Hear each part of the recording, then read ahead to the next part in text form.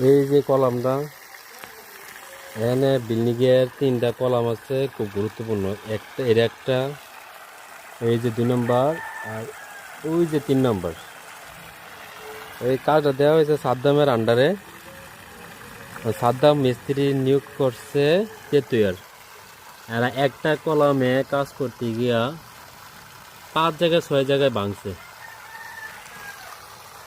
এটা হলো main column, একদম শাটারিং খুলতে গিয়ে 5-6 জায়গা ভাঙছে, প্রত্যেক সাইডে ভাঙ্গা আছে।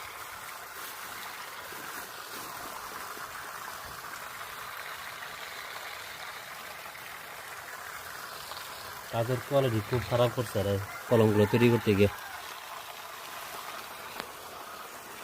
পাশাপাশি এই যে 2 নম্বর পিলার, মেইন পিলার,